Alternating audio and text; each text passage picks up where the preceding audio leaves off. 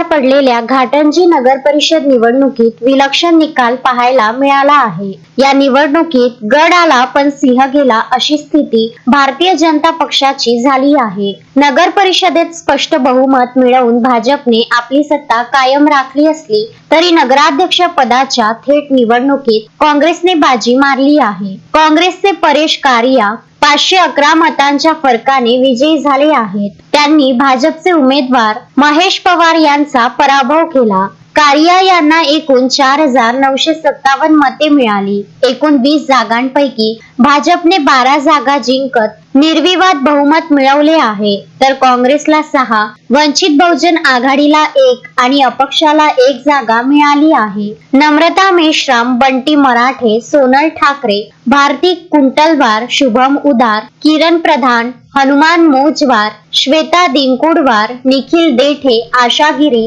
गोपाल काळे आणि विश्वास राऊत ही प्रभागनिहाय उमेदवारांना मिळालेली मते आहेत। तर काँग्रेसच्या 6 जागांपैकी संगीता भुरे, सोनल कारिया, परेश कारिया, खालिदा तबस्सुम, करण तोडसाम आणि पंकजा कहाडे अशी आहेत व इतर विक्रमसिंग ठाकूर अपक्ष आणि पायल कांबळे वंचित बहुजन आघाडी ही आहेत। नगराध्यक्ष काँग्रेसचा असल्याने आणि सभागृहात भाजपचे बहुमत असल्याने आगामी काळात शहराच्या विकास कामांसाठी या दोन्ही पक्षांना समन्वयाने काम करावे लागणार आहे। सत्तेची चावी भाजपकडे असली तरी शहराचे नेतृत्व आता काँग्रेसच्या हाती गेले आहे।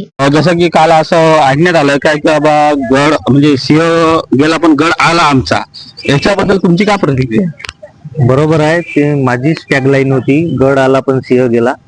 भाजपतर्फे नगर परिषद निवडणुकीत आम्ही 20 नगरसेवक आणि नगराध्यक्ष अशी निवडणूक लढवली। त्यामध्ये आमचा नगराध्यक्षाचा पराभव झालाय आणि नगरसेवकाकरिता 12 मेंबर निवडून आहे। अच्छा, ठीक. तर मग आता जे तुमचा जे समजा हे आहे अध्यक्ष, तर आता हे समजा काँग्रेस पार्टीचे आहे, तर मग आता याच्याबद्दल काय प्रतिक्रिया आहे तुमची? बघा, इथं बहुमत आम्हाला आहे। नगराध्यक्ष जरी काँग्रेसचे आले आहे तरी बहुमत आमचं आहे। 12 नगरसेवक आमचे आहे आणि त्यांच्याकडे 6 नगरसेवक आहे काँग्रेसकडे। त्याच्यामुळे सत्तेमध्ये सहभागी आम्हाला होता येते। आमच्या सहभागाशिवाय सत्ता स्थापन करता येणार नाही काँग्रेसला। नाही। आणि सर दुसरी गोष्ट, तुम्ही जे आता समजा जे प्रचारात जे बोलले गेलेले आहे की आम्ही जनतेसाठी असं करू, आम्ही तसं करू, तर हे आता तुम्ही याच्यावर तुम्ही ठाम राहणार आहे का ह्या गोष्टीवर? नक्कीच नक्कीच। 12 नगरसेवक निवडून दिल्यामुळे याचा अर्थ आम्हाला बहुमत दिलं आहे। अध्यक्ष जरी नाही आला तरी बहुमत। आणि केंद्रात राज्यात आमची सरकार आहे, राजूभाऊ तोडसाम आमचे आमदार आहे, त्यांच्या नेतृत्वात आम्ही निवडणूक लढवली आहे। घाटंजीचा संपूर्ण विकास करण्याची जबाबदारी आम्हाला दिली आहे। काँग्रेसला 6 नगरसेवकांना नाही दिली, आम्हाला दिली आहे। त्याच्यामुळे नक्कीच विकास येईल। आणि सर दुसरी गोष्ट, तुम्ही असे बोलले होते समजा जे भाषणामध्ये की बा आम्ही आमच्या स्वतःसाठी उभं नाही राहता पण आम्ही जनतेसाठी उभं राहता, तर आम्ही जनतेसाठी जे करायचं ते आम्ही करणारच, हे तुम्ही म्हणजे आश्वासन दिलेलं आहे। अशा तुमचे काही बाईट आहे आमच्याकडं, तर तुम्ही त्याच्यावर आखरी तुम्ही 5 वर्षापर्यंत हे ठाम राहणार आहे का गोष्टीवर? बिलकुल। आमचे 21 नगरसेवक जे आहे उभे होते त्यांनी कधीच नगर परिषद निवडणूक लढवली नाही। सगळ्यांची पहिलीच निवडणूक होती आणि जनतेने बी आम्हाला संधी द्याकरिता सगळ्यांनी आम्हाला बहुमताने निवडून दिला आहे। त्याच्यामुळे सर्वांचे आणि सगळ्यांचे कामं होणार। धन्यवाद sir, thank you. Nitin Kurmerkar, Vidarbha news, Ghatanji. Shraddha family shopping में जाएंगे हम सभी, साड़ियों की नई डिजाइन देखो यहीं से लाएंगे।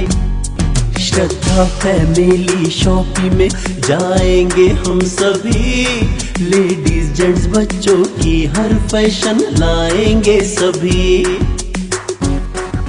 फैशन के सफर में आप भी आगे ही आगे बढ़ते चलिए, क्योंकि बिजीलैंड का सबसे बड़ा आलीशान भव्य showroom Shraddha family shopping and mall, Busyland complex, Nandgaon Peth, Amravati.